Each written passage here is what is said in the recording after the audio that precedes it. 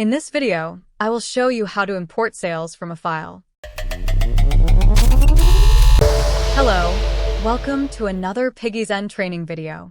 Remember to create your free account today. To import sales from a file, go to Sales and Income and then click on Import Sales. The file must be in CSV format, that is comma-separated values. You can export your data from spreadsheets like Excel or Google Docs into CSV format. To see what the file must look like, click on Show File Requirements. The file requirements are listed as well as the columns that should be in your file.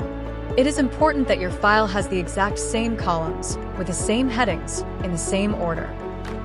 The first column is the date. We can see in the description what the date format should be. I have created a sample file in Google Docs that I will import in a moment. The second column is the account name. It can be a money account like a bank account or cash, or it can be an accounts receivable account that you have set up in PiggyZen. There are some columns that are optional. You don't need to use these columns, but if you don't, you must still add the column with the heading and then just leave the column blank.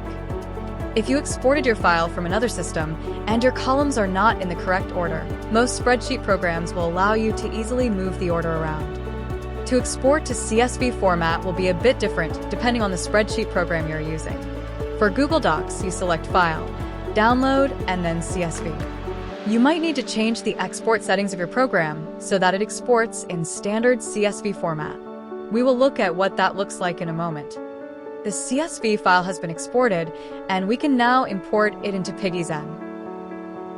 If you are using locations, select the shop or location where the file is from. If you are not using locations, the location box will not be in your import screen. You can browse for the file you want to import, or you can simply drag and drop the file. Once the file is selected, the file will be uploaded to PiggyZen. Once the upload is complete, you can click on Import File. The file was imported. Let's check to see if the sales appear in our system. In our file, we had 3 sales, 2 with VAT, 1 with COGS or cost of goods sold. We will check our journal entries to see if the sales were correctly imported. We go to Accounting and Finance and then View Transactions. For the date in our file, we can see we have the 3 sales that were added, 2 with VAT and 1 with COGS. As you can see, it is easy and quick to import sales from another system or from a spreadsheet. If you are struggling to get your file in the correct format, you can download a sample file. Go to the import screen, select the type of import you want to do, select to show file requirements, and click on the sample file download link.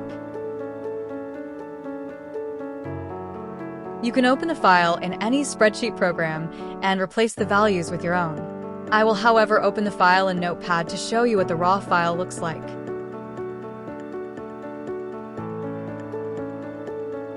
As you can see, the file uses a comma as a field separator.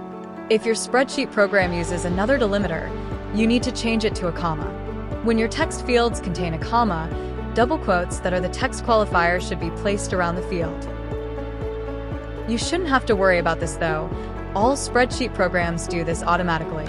You might just need to change your spreadsheet export settings to use a comma as a field delimiter and double quotes as a text qualifier. That is it. You can import as many sales as you need using CSV files. Thank you for watching this video, and remember to subscribe so that you won't miss any upcoming videos.